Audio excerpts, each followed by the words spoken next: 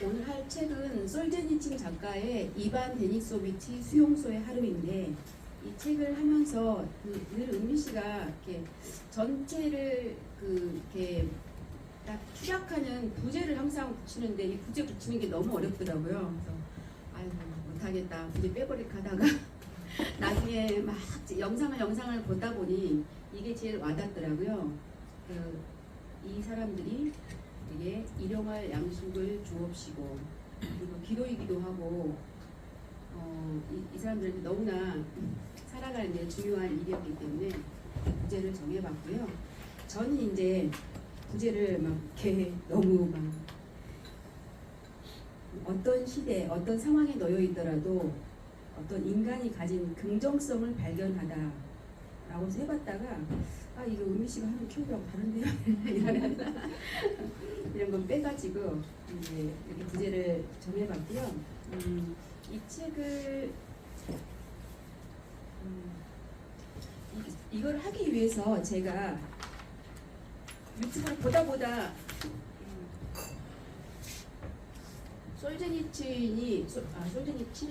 솔제니친의 나라 러시아에 대해 알아봅시다. 이 세계 지도가 있잖아요. 그래서 제가 세계 지도를 저희 집에다 걸어놨어요. 엄청 큰 거를. 그리고 보면서 매일 보면서 이렇게 이번에 일부러 이렇게 네. 아니 원래도 세계 지도를 좋아했었는데 네. 너무 커가지고 그 거실에 소파 뒤에 전체를 다 붙여야지 되는, 저것보다 더 큰 사이즈거든요.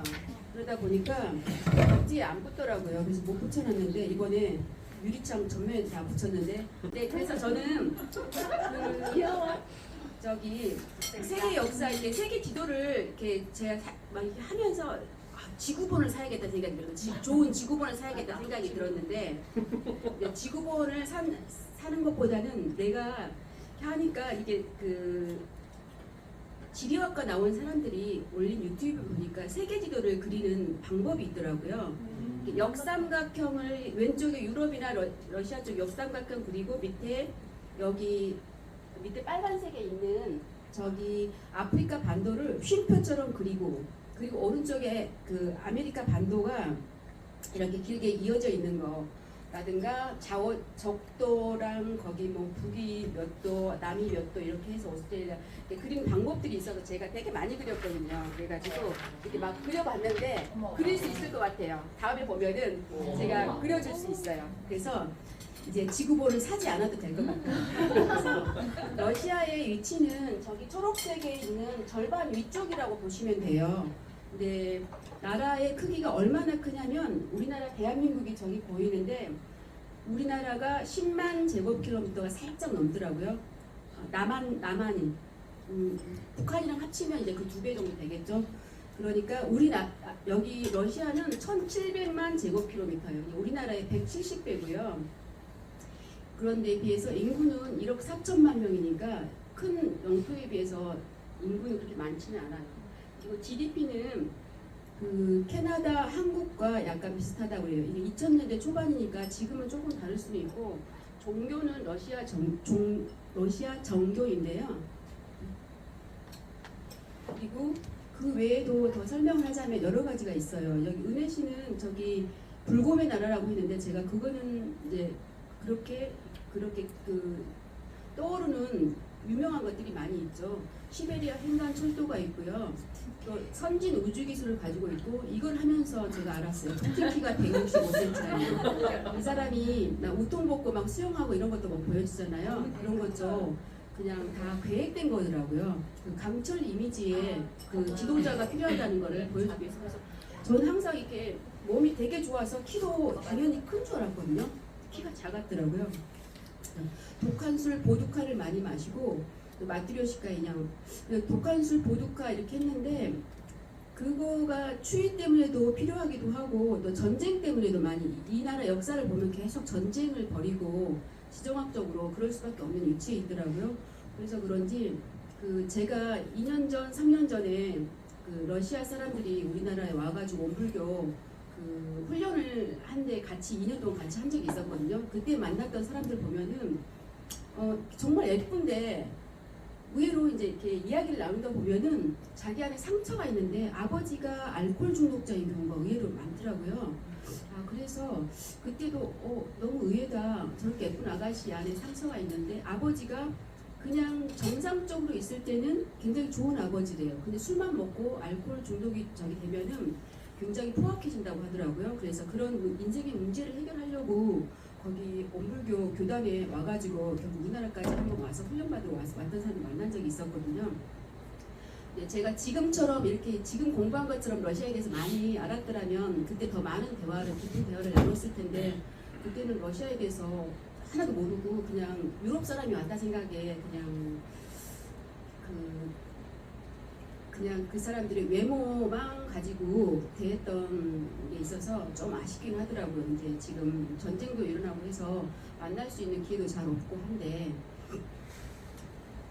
그리고 문화적으로는 그 환경에 비해서 공산주의 국가였고 뭐 그렇지만 문화적으로는 굉장히 유명한 사람들이 많아요. 차이코프스키, 톨스토이, 스트라빈스키 다 많은데 그 푸스킨도 있고 발레, 리듬체 다 유명한데 테니스 선수 샤라포바가 러시아 사람이라는 걸 이거 하면서 알았어요. 네, 처음 알았고요. 그다음에 이거를 알기 위해서 제가 러시아 역사에 대해서 공부를 좀 많이 해봤거든요. 이거 이렇게 뒷페이지인데요. 한 장에 다 하려고 했는데 이것도 안 돼가지고 답답했습니다. 러시아 역사를 보면은 그 8세기에 처음으로 정착을 해요. 동슬라브 민족이. 이전에도 많은 민족들이 여러 사람이 살고 있었는데 동슬라브 민족들이 살고 있다가 9세기에 그 키예프 대공국이라는 지금 현재 우크라이나랑 전쟁을 하고 있는데 그 우크라이나 수도 키예프에 거기에 키예프 대공국이라는 나라가 생겨서 거기에서 연합을 해가지고 생겨서 여기에서 러시아, 벨라루스, 우크라이나에 기원이 됐다고 해요. 그래서 지금 현재 러시아가 전쟁을 일으키는 거를 우리 생각으로는 이해가 안 되잖아요. 근데 그 사람들 입장에서는 이유가 있는 거예요. 이제 그래서 그때 여러 가지 역사적인 일들이 많은데 그때 블라디미르 황제라는 사람이 비잔틴 황녀, 동로마 제국의 비잔틴 황녀와 결혼하여서 그때 그리스 정교가 들어와서 현재 러시아의 종교가 정교예요. 그리스 기독교 국가예요. 국민의 한 55% 정도가 지금 믿는다고 그래요. 그리고 그때 키릴이라는 전도사가 이 슬라브인들을 전도하기 위해서 그때 키릴 문자를 썼는데 사용하여서 성경을 번역하는데 그게 지금 현재 쓰고 있는 키릴 문자라고 해요. 그리고 이렇게 키예프 대공국이 있었는데 13세기 정도에 갔을 때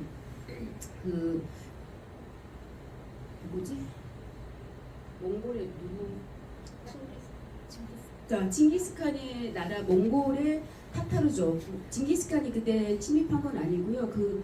다음 칸이 침입하여가지고 키예프 대공국이 그때 멸망을 해요. 없어졌어요. 그래서 몽고족이 한 300년 정도 지배하는 시대가 되는데 그때를 킵차크 칸국이라고 부르더라고요. 그런데 그 사이에 킵차크 칸국이 여러 가지 정말 오래 많은 공국들이 있었는데 그 나라들을 이렇게 지배를 하는데 그때 모스크바 공국이 그때 몽고족의 압박 속에서도 조금 그 눈을 피해가지고 자라나고 있었거든요. 그 다음에 1448년에 이반 3세, 바시릭 3세 그렇게 계속 왕조가 있어요. 근데 우리가 잘 들었던 이반 4제, 이반 뇌제라고 하죠. 그 공포정치 한 사람도 있었고 그렇게 잘 나가다가 1610년에 폴란드가 침입하여서 모스크바 공국이 그때 멸망을 해요. 이 역사를 하면서 알게 됐는데 폴란드가 유럽에서 그렇게 큰 나라였는지 몰랐어요. 그래서 다른 나라와 역사를 잘 알게 되고 많이 연관이 되더라고요. 그렇게 하고 그 다음에 이제 1689년 17세기죠. 17세기에 우리가 흔히 알고 있는 표토르 대제가 저때 러시아 황제로 최초로 등극을 해서 이때부터 그 전제 국가라고 그러나요? 그게 시작이 돼요. 이 포토르 대제는 키가 2m가 넘었다고 하고요. 유럽으로 이게 그 변장을 하면서 유럽에 가서 몰래 들어가서 그 유럽의 그 선진 기술들을 막 배워가지고 자기 나라에 들여와서 자기 나라를 많이 개몽을 시켰대요. 그래서 그때 상페테르부르크라는 러시아의 지금 현재는 제2의 도시인데 그때 상페테르부르크를 건설하였고요. 이때 이거를 들으면서 1689년도면 우리나라가 어느 때쯤이었나 이런 생각을 해보니 이런 상페테르부르크라든가 유럽의 그런 것들은 우리나라에 지금 없었잖아요. 그래서 우리나라 역사랑 많이 조금 비교를 하게 되더라고요. 이때는 이미 이렇게 건설이라든가 뭐 이런 건축이나 이런 게 모두 앞서갔었구나. 그런데 그 전에 그 처음에 막 이렇게 동슬라브족이 정착하고 13세기 몽골이 지배하고 그럴 때는 우리나라 여기 조선의 역사가 훨씬 아니 신라도 여기가 신라이기도 하고 삼국시대이기도 하고 고려시기도 하잖아요. 그때는 우리나라가 훨씬 더 많이 정치적으로라는 국가적인 어떤 그 틀이라든가 그런 거 우리나라가 훨씬 더 뛰어났었는데 더 앞서갔었는데 그 이후로는 우리나라가 조선시대에 들어서 이렇게 많이 발전을 못한 것 같다는 생각도 들더라고요. 그리고 이제 계속 전제국가여서 계속 그 니콜라이 2세라고 오른쪽 끝에 나오는데 이 사람 때는까지도 계속 전제정치 스페인이 틀리네요. 전제정치가 유지되지만 이때부터 그 러시아에서도 지식인들이 깨어났대요. 노동자 계급의 혁명을 중시하는 마르크스 신봉자들이 활동을 시작하였다고 하고요. 저는 이거 하면서 너무 어이없지만 마르크스하고 레닌이 다른 사람이란 걸 처음 알았어요. 성과 이름인 줄 알았어요. 마르크스 레닌이. 그래서 마르크스 레닌이 항상 붙어 있어서 한 사람인 줄 알았는데 다른 사람이라는 걸 알았고, 그래서 마르크스를 더 공부해 보려고 이렇게 했더니 유물론이 나오더라고요. 근데 너무 어렵더라고요. 이렇게 뭐 어디까지 연결될까? 갑자기 아버지의 할머니들 유물론 맨날. 아 그래요? 네, 근데 유물론 하면 너무 재밌는 일화가 있어요. 저는 어렸을 때 난 어디서 들었는지 모르겠지만 내가 알고 있는 유물론은 뭐였냐면은 유물론이라는 단어도 아니었죠. 모든 그러니까 유물론도 그거잖아요. 모든 공간과 시간을 따라서 모든 것을 변화한다라고 하는데 저는 모든 물건은 어디서 들었는지 모르겠어요. 저 어렸을 때예요. 초등학교 저학년 때. 모든 물건은 사람이 보지 않는 순간에도 움직인다라는 걸 어디서 들었거든요. 그래서 친구들하고 이렇게 놀고 있잖아요. 놀고 있다가도 갑자기 어느 생각이 딱 떠올라서 나 혼자 방문을 살금살금 다가가서 탁 열어봤어요. 방 안에 있는 것들이 움직이는 걸 포착해 보려고. 맞아. 그 모든 것이 움직인다고 들어서. 그래서 이제 이거를 준비하면서 너무 저 혼자 어이없었던 참 기가 막히죠. 그리고 1894년 니콜라이 2세 때는 우리나라 고종 시절인데요. 우리나라는 이때 그 러시아는 이미 지식인들이 깨어나잖아요. 근데 우리는 이런 지식인들이 깨어나는 게 1936년 정도 된다고 그래요. 뭐 우리나라의 무슨 분화불호 운동인지 뭐 그런 게. 그런데 여기서 먼저 이런 게 있었고 1904년도에는 러일 전쟁이 일어나요. 근데 이게 러일 전쟁이 일어나서 러시아가 일본에 대패를 해요. 굉장히 많은 역량의 모든 것을 투여하고도. 근데 또 새로이 제가 안 게 그때 러일 전쟁이 일어나서 일본만 우리나라를 탐낸 게 아니라 러시아도 우리나라를 탐내고 있었어요. 일본은 우리나라와 중국, 만주를 다 탐을 냈었고 러시아는 우리나라나 만주를 탐을 냈었더라고요. 그래서 만약에 그때 러일 전쟁에서 러시아가 승리를 했더라면은 우리나라가 또 러시아에 블라디보스토크를 이렇게 합해서 그쪽으로 넘어갔으려나. 그래서 공산주의 국가가 됐을지도 모르겠어요. 그러한 역사들이 있더라고요. 그런데 그 1917년에 니콜라이 2세가 물러나고 그 나시랑 도끼 문양의 공산주의 문양의 그 국기를 가진 레닌이 처음 등장을 해요.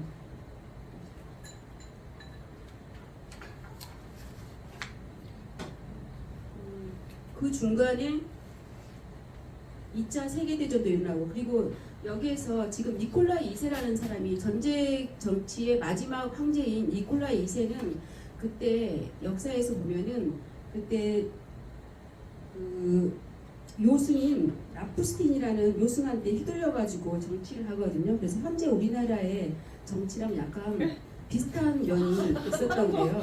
그래서 그렇게 하다가 니콜라이 2세는 나중에 그 저기 총살을 당해서 죽어요. 이 사람이 그 1917년 전에 1914년도에 1차 세계대전이 있잖아요. 거기에 참여도 하는데 참여한 것도 이 라푸스틴이 라스푸틴이라는 이 요순이 참가하는 게 좋겠다라는 그런 저기를 듣고서 참가를 하는 거거든요.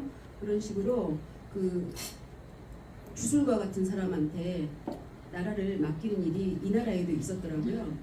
그 다음에 1918년도에 그때 솔제니친이 태어나거든요.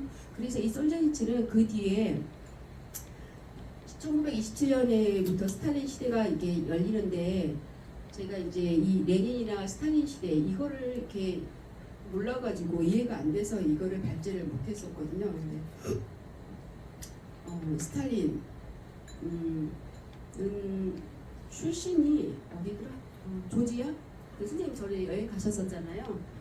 조지아 출신이더라고요. 그래서 그러니까 러시아가 자꾸만 다른 나라를 이렇게 침략을 지금 현재 21세기에도 침략하고 계속 영토를 넓히려고 하는 모든 것들이 러시아 전체적인 역사를 보면은 그들 입장에서는 자기 나라 옛날 우리 하나였던 거예요. 그래서 자꾸 그런 일들을 벌이고 있는 거더라고요. 그리고 1945년에는 제2차 세계대전이 일어나고 그때 소련이 독일에 승리해서 독일을 동독과 서독으로 나눠가지고 동독을 차지하죠. 동독을 독일 국가를 만들죠. 그리고 1953년도에 스탈린이 그때 암살당하는데 솔제니친이 그 1918년도에 태어났기 때문에 이 스탈린 시대를 살아가서 이때의 모든 그 사회의 어려움 속에서 그 모든 고초를 겪고 그렇게 그 교육을 받고 자라나는 거더라고요. 1962년도에 스탈린이 죽고 나서 1962년도에 수용소의 하루를 출간을 하고요.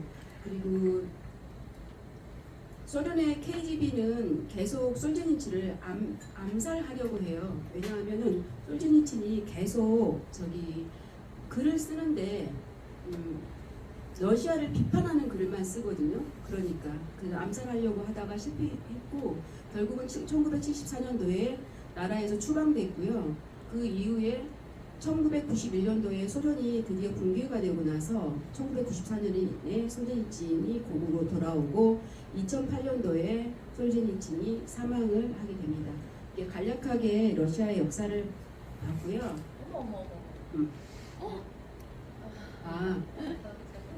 솔제니친 이 작가 솔제니친이 쓴 이 책을 읽으려고 하다 보니까 읽다 보면은 저는 이런 생각이 들어요. 이 쇼프 그 주인공이 쇼프인데 솔제니친이랑 헷갈리는 거예요. 그 자전적 소설처럼. 그래서 이 사람들을 한번 비교를 해봤어요. 실제 자기와 얼마나 차이가 있나. 근데 솔제니친은 볼셰비키 혁명 이후에 1918년도에 태어나서 사회주의 혁명 교육을 받고 자란 세대인데요. 어머니는 농지를 가진 부유한 청년이고 아버지는 사냥을 하다 돌아가셨다고 그래요. 네, 반면에 또 쇼프는 그냥 이 책 안에서 가난한 농부의 아들로 태어나고 본인 또한 가난한 농부예요. 그래서 그 아내가 결혼을 해서 아내가 있고요. 그래서 그 수용소 안에서 아내랑 편지를 주고받잖아요. 그래서 아내가 염색일이 돈이 된다 그런 일도 알려주고 그래서 솔제니친이 이게 자기도 염색일을 좀 해볼까 친구들한테 내가 감옥에 갇혀 있는 동안 친구들한테 너무 뒤떨어지는 것 같다 뭐 이렇게 그런 생각도 해보고 뭐 그렇게 편지를 주고받는 아내가 있고 자식이 셋 있는데 이렇게 감옥살이를 10년 동안 하고 있는 거예요. 아들은 어렸을 때 죽었다고 하는데 딸이 또 2명이 있다고 합니다. 직업은 두 사람이 쇼프는 평범한 농부이고 솔제니친은 시골학교 교사예요. 이제 이 두 사람이 이게 수용소 생활을 하는 것에 이렇게 공통점은 둘 다 2차 세계대전에 참가를 해서 했는데 그 솔제니치는 친구한테 편지를 보냈는데 거기다가 그 스탈린을 비판하는 내용이 든 편지를 보냈는데 그게 발각이 돼요. 그래서 반역죄로 체포되어서 그 8년 동안 노역 생활을 하였고요.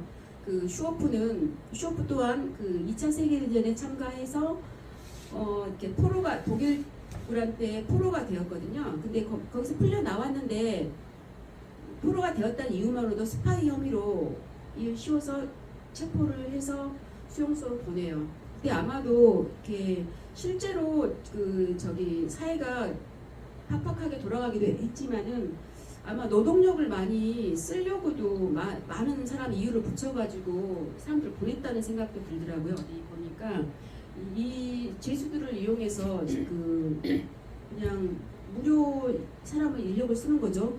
엄청나 많은 그 건설들을 하거든요. 그리고 슈오프는 특기가 벽돌을 잘 쌓고 그러는데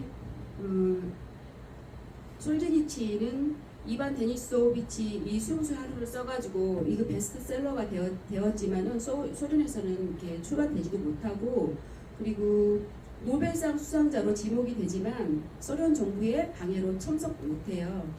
그런데 결국 나중에 1970년대에 추방을 당해서 스위스나 미국 등에 머물면서 망명생활을 합니다. 그 망명생활 와중에도 러시아 민주주의를 위해서 여러 활동과 연설을 하고 다녔다고 해요. 그리고 1994년에 고국으로 돌아와서 2008년 모스크바에 사망을 했고요. 그리고 저는 이 이반 데니소비치를 읽으면서 이반이 특징이 이렇게 글을 쓰는 걸 보면은 자기랑 같이 수용소 생활하는 동료들을 바라보는 시선이 굉장히 미움이 없다라는 생각이 들더라고요. 그냥 그 사람들의 각자 개인의 특징으로 묘사를 하는 거 보면은 그 사람들 다른 거에 대한 인정을 해준 것일까 마음이 좀 선한 사람인 것 같다라는 생각을 했습니다. 그리고 이 책에 등장인물이 되게 많이 나와요. 왜냐면은 여기 수용소잖아요. 수용소는 이렇게 반을 나누면 101반, 102반 있을 텐데 이 사람들이 104반에 있는데 한 반은 보통 24명이라고 그래요. 반장도 있고 이제 수용소니까 수용소 소장도 있고 그런데 여기서 제가 그 색연필로 칠한 여기 왼쪽에 저쪽에 파란 색연필 반장 추린부터 해서 부반장 파블로, 침례교도 알료시카, 전직 희군 중령 부이노피스키 또 채자리 이런 사람들이 더 중심이 되는 그런 인물들이에요. 각자 인물들의 각자 특징도 있고 역할도 있고 하는 일들도 있어요. 근데 이 책에 제가 느낀 점이 이 책을 읽다 보면 마치 이게 그 책이 쉬는 틈이 없잖아요. 보통 민음사 책들 보면은 1장, 2장 이렇게 해서 제가 책을 읽다가도 여기까지만 읽고 좀 쉬어야지 커피를 마셔야지 하는데 이 책은 그게 없어요. 어디 쉬어야 될지 모르겠더라고요. 그래가지고 이제 적당한 곳에서 쉬고 이제 아침밥 먹고 나서 쉬어볼까 했는데 분간이 안 가는 거예요. 마치 이게 책이 뭐 이렇게 브이로그가 이렇게 막 계속 돌아가는 것처럼 이렇게 느껴져요. 그러니까 근데 저는 이상하게 이 책을 보면서 실제 영화를 본 것도 아니고 그런데 이 슈오프란 인물이 안소니 킨 있잖아요. 그리스인 조르바에 나왔던 안소니 킨이 자꾸 떠오르는 그 사람이 연기를 하는 것 같은 느낌이 드는 거예요. 그래서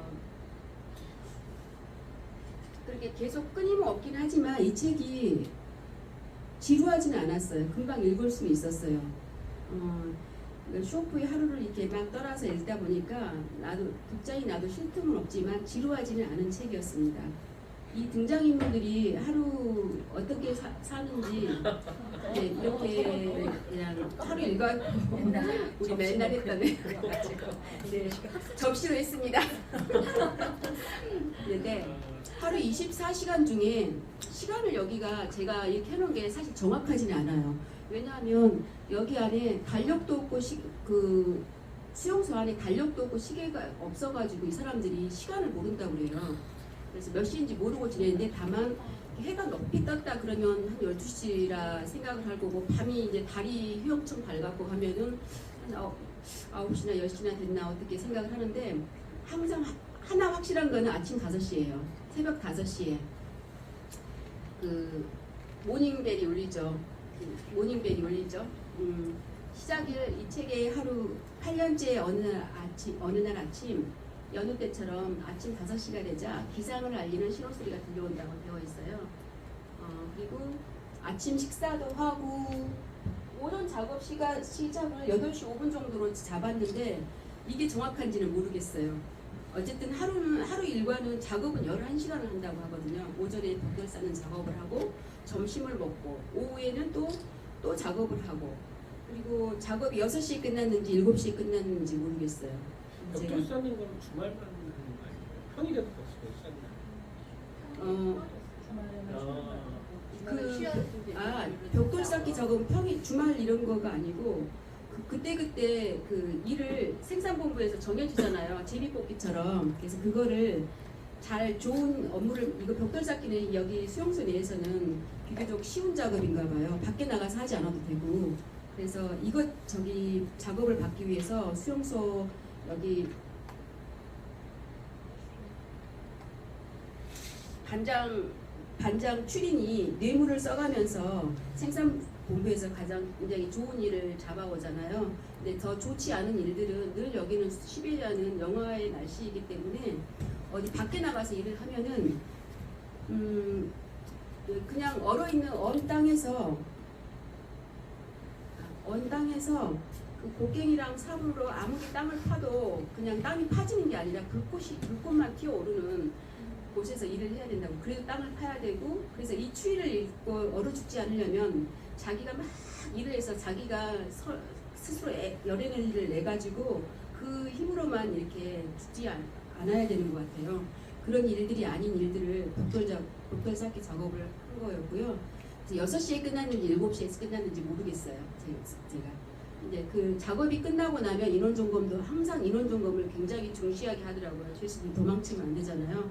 저녁 식사도 하고 또 신체 검사를 꼼꼼히 하고 그래서 이제 다행히 9시에는 추첨 점호가 있어요. 그리고 이제 밤 10시에 잠을 자는데 9시에서 10시 사이에 유일하게 자유시간이 주어진다고 그래요.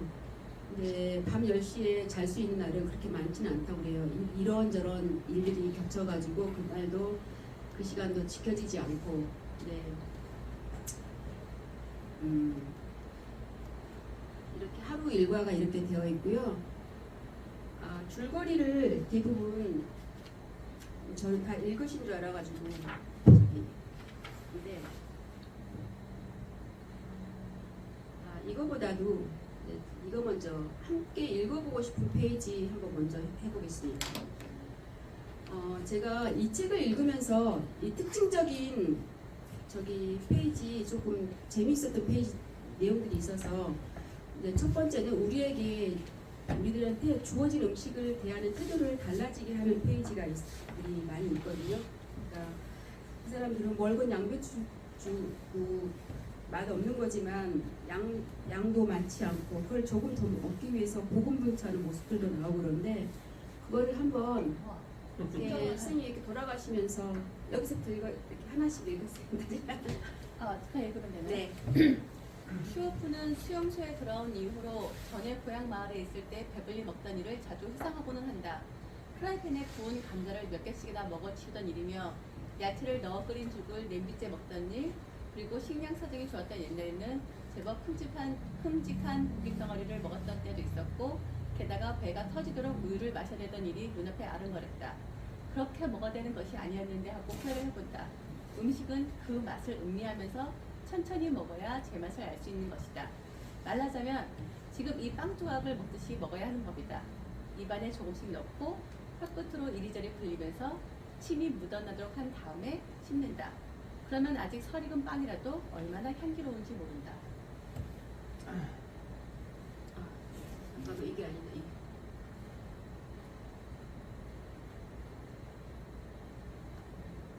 그냥 여기는 그 행복한 시간, 자유 시간, 일상의 행복을 이 수용소 안에서 행복을 느끼며 그래도 살아가는 하루 중에 시간이에요. 이것들도 돌아가시면서 읽어주세요. 죄수들이 불을 쬐 곳을 찾아 모두 사라져버린 공사장에는 6개의 막루에 올라선 부추병들과 사무실 주변을 오고 가는 몇 사람의 그림자를 제외하고는 아무도 눈에 띄지 않는다. 이 순간이야말로 우리의 자유시간이라고 할 수 있다. 현장 주인 감독이 각 반별 작업 할당량을 전날 저녁에 미리 정해 놓으라고 오래전부터 몇 번씩이나 엄하게 지시를 내렸지만 전혀 실행될 기미가 없다.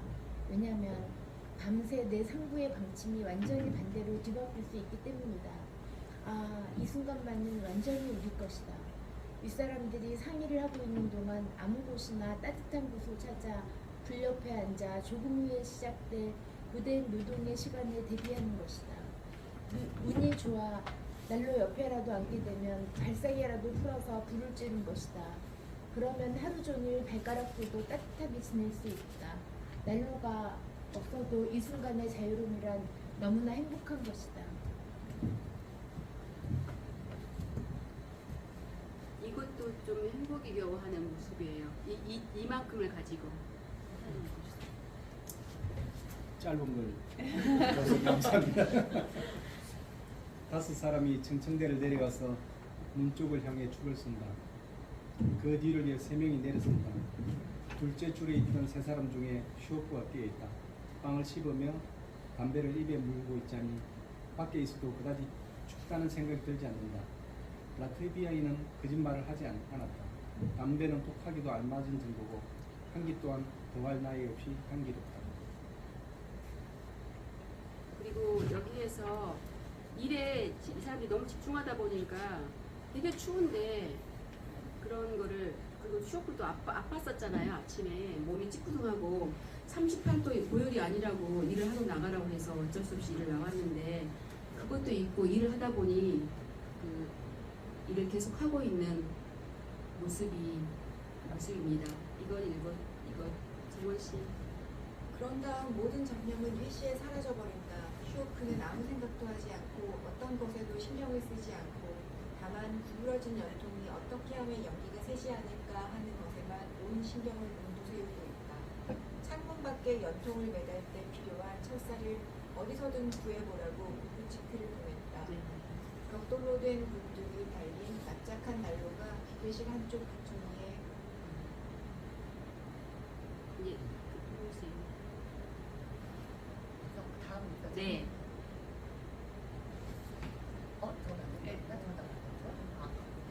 안 보이세요? 아니 아까 넘어 읽은 건 아니, 연달아 된 게 아니에요. 다른 페이지예요. 다른 페이지 앞에 아. 저 페이지 지금 읽는데요. 네. 네. 이제 슈오프의 눈에는 아무것도 들어오지 않는다. 눈부신 햇살을 받고 있는 눈덮인 벌판도 신호를 듣고 몰려나와 작업장을 이리저리 왔다 갔다 하는 죄수들도 아침부터 파고 있던 구덩이를 아직껏 파지 못하고 또 그곳으로 걸어가는 죄수들이고 철근을 인접하러 가는 녀석들이며 수리공장 건물에 마루를 얹으려고 가는 죄수들도 전혀 눈에 들어오지 않는다.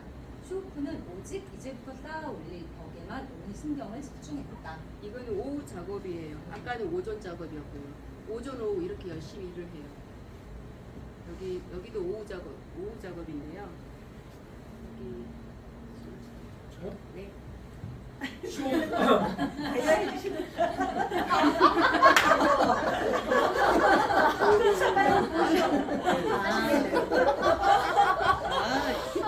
슈오프와 왕따 아니에요? 왕따 지금? 그랬으면 읽으면 안 되지.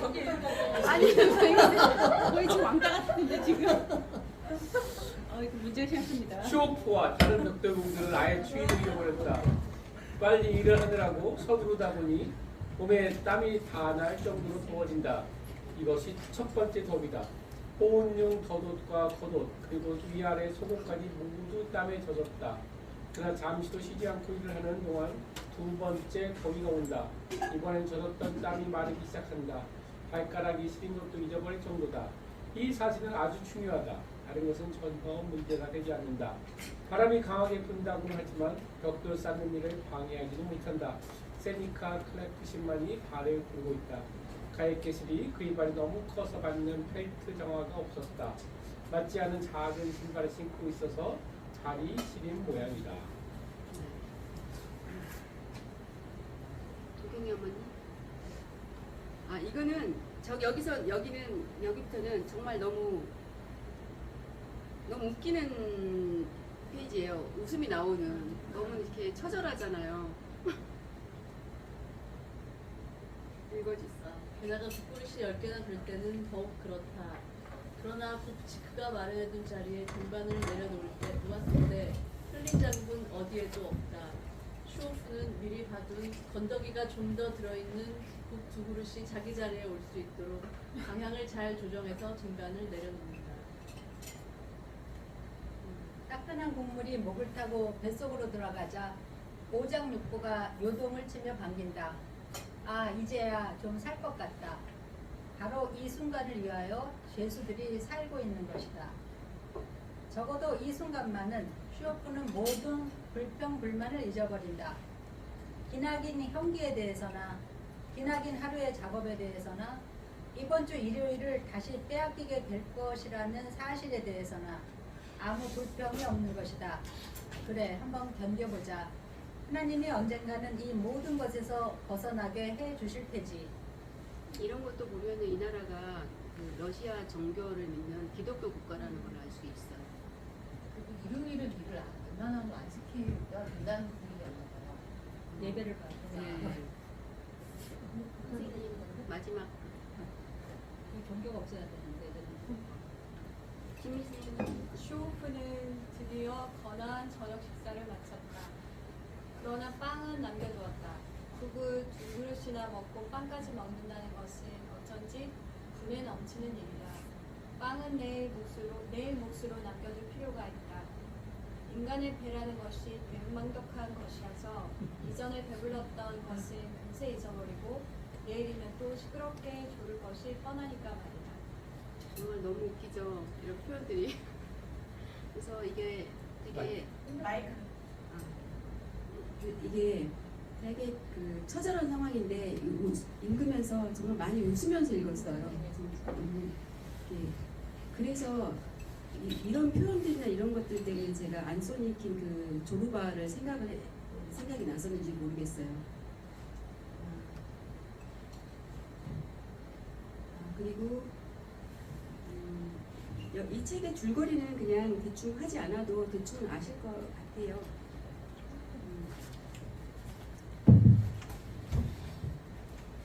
저는 러시아라는 나라가 현재 저희 남동생이 제가 동생 중에 막내 남동생이 현재 러시아에 가서 살고 있잖아요. 러시아 아가씨하고 결혼을 했거든요. 조지아 출신인데, 네, 그래서 참 이게 전쟁이 일어나가지고 그 정도 됩니다. 근데 이 책을 읽으면서 이렇게 준비하다가 보니까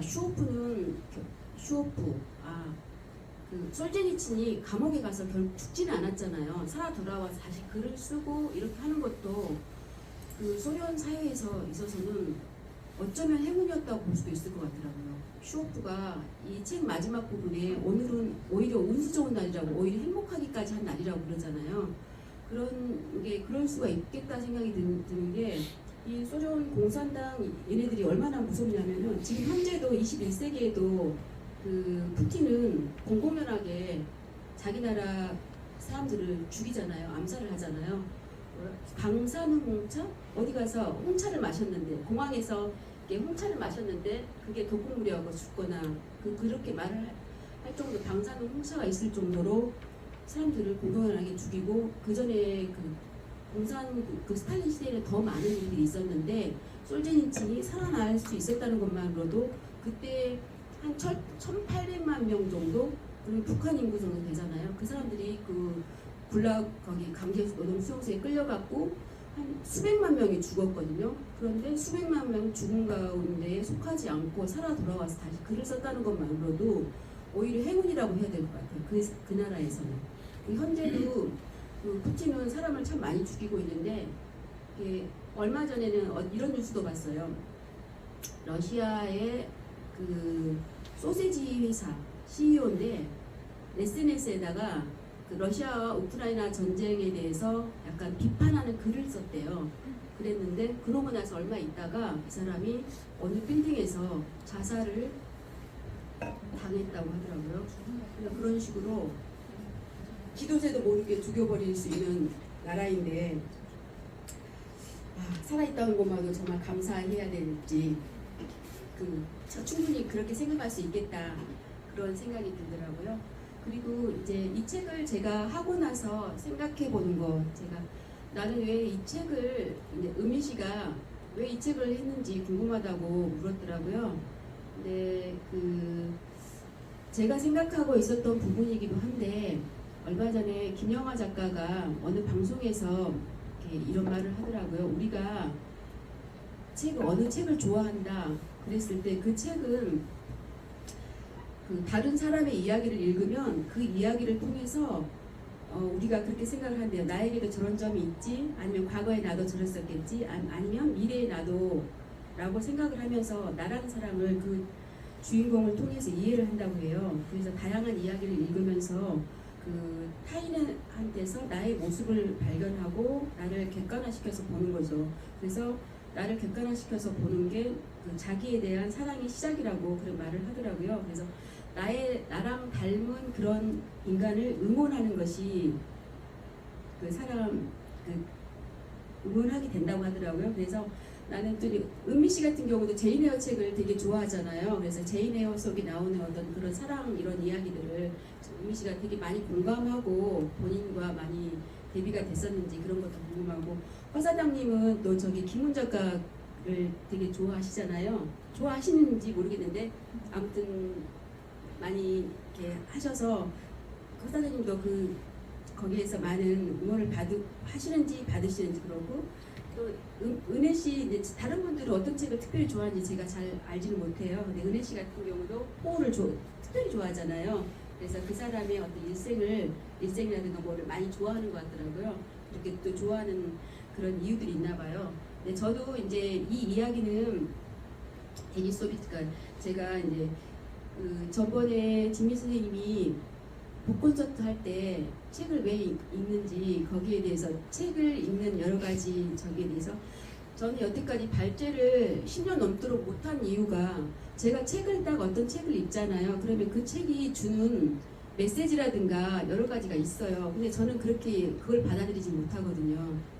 제가 까미의 이방인이란 책을 되게 좋아했다고 했는데 그 책에서는 주고자 하는 거는 사회의 부조리 막 이런 게 있잖아요. 근데 저는 그런 걸 그런 배경을 모르니까 그냥 그 소설 내용 자체에 있는 그런 문장에서 저만을 이렇게 발췌를 하는 게 있는데, 이방인에서는 그 주인공인 메르소가 세상을 이렇게 아무 의미 없이 그냥 막 살아가다가 의미 없이 살다가 엄마의 죽음조차도 그냥 큰 일이 아니고, 자기 인생의 어떤 큰 일이 아니고 그냥 그렇게 흘러가다가 그냥 이렇게 또 살인을 하게 돼가지고 그냥 재판도 그냥 성의 없이 받다가 감옥에 투옥이 되잖아요. 근데 거기에서 감옥에 투옥돼 있을 때 그때 처음으로 생각을 하는 거죠. 이렇게 감옥에 창문이 이렇게 있는데 그 창문을 통해서 빛이 들어오는데 그때 처음 이 사람이 생각이라는 걸 하는 거예요. 그냥 내가 이렇게 이 좁은 감옥에 앉아 있는데 만약에 세상에 살고 있었을 때 조금이라도 이렇게 세상을 의미 있게 살고 기억을 했었더라면 그 좁은 감옥 안에서 기억해낼 수 있고 이렇게 좀 의미 있게 보낼 수 있을 텐데 나에게는 그런 시간이 없었구나. 그 구절을 딱 읽었을 때 제가 정말 박차고 일어나듯이 열심히 살아야겠다. 20대 때 그 생각을 하고서 제 인생을 그렇게 살았던 것 같아요. 근데 이제 그런 반면에 이반 데니스 소비치의 수용수 하루는 언제 읽었는지 모르겠지만은 굉장히 좀 오래되긴 됐어요. 오래됐는데 그때부터 제가 이 책을 사서 읽고 굉장히 좋아했더라고요. 오랫동안. 그런데 이유가 지금 현재 내 삶이 이렇게 될 줄은 몰랐지만은 이제 중고를 키우면서 되게 힘들거든요. 그런데 그런 와중에도 굉장히 힘을 내서 살아야 되는 그런 환경에 처하다 보니 이게 슈오프가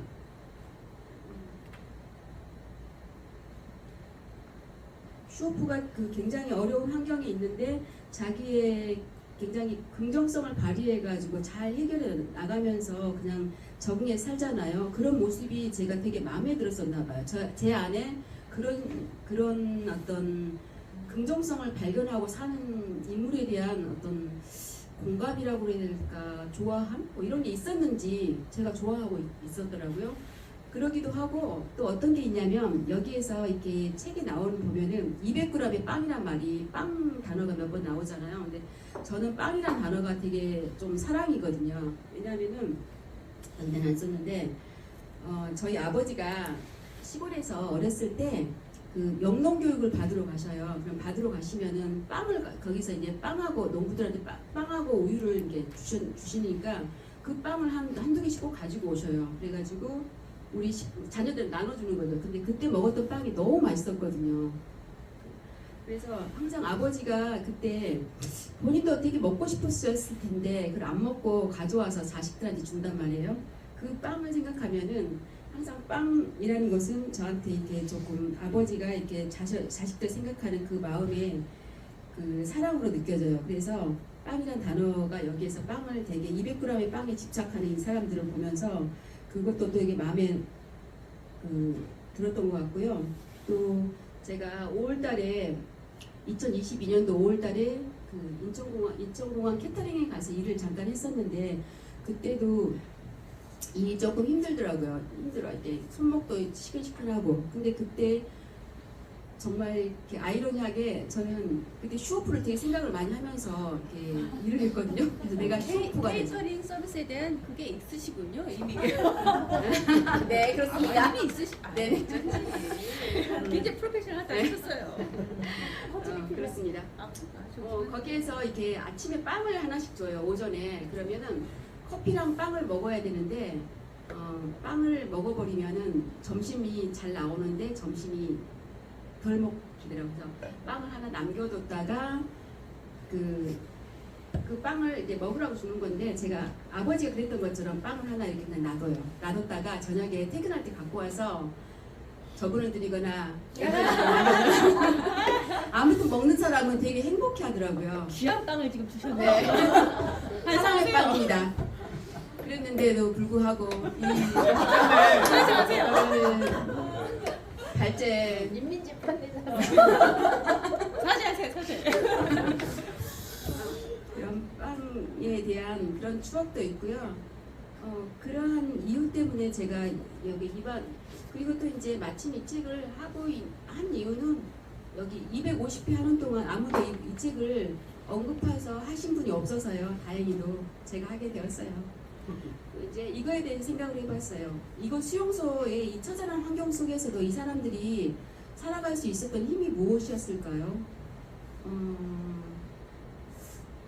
저는 그냥 두 개 생각을 해봤거든요. 하나는 오로지 집에 가고 싶다는 열망이 있잖아요. 그 희망을 가지고 버텨내는 것이고, 또 하나는 그때도 이제 제가 캐터링에서 슈오프처럼 내가 생활한다 하면서 되게 막 속으로 막 웃음이 나왔거든요. 아, 나는 슈오프야 막 그러면서 그런 일을 하니까 되게 즐거웠어요. 마음속으로. 뭐 이렇게 상황들이 되게 웃기게 느껴졌거든요. 막 웃으면서 이렇게 속으로는 웃으면서 일을 했는데 그때도 생각을 해봐서 이 환경을 어떻게 사람이 견디는 거지? 하니까 주변의 사람들이 다 열심히 일을 하고 있는 거예요. 다들 힘들 텐데도.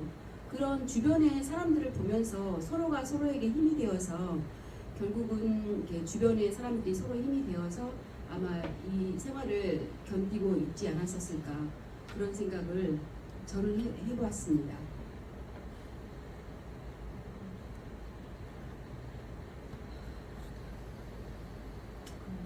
근데 이야기 나누기는 저는 매일 가계부 일기를 쓰거든요. 요즘에는 제가 온불교 교당에서 공부를 하고 있기 때문에 마음 공부를 하고 있기 때문에 마음 일기 공부방이라는 걸 해요. 그래서 마음 일기를 쓰고 있거든요.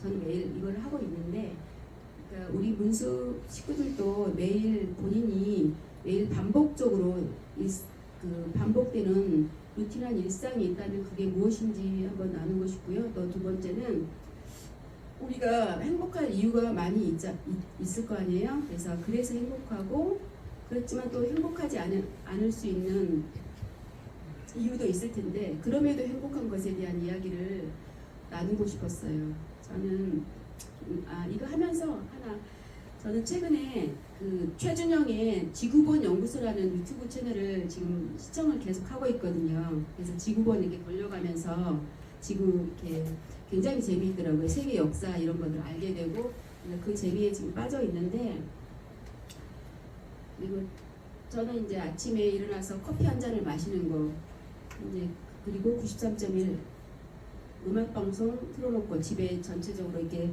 그 음악이 퍼지는 그 환경들을 좋아하는데 이런 것들에 대해서 생각해보고 이야기를 나누고 싶었습니다. 다음 이상이고요. 다음 문숙은 금호씨나 있으시겠습니다. 감사합니다.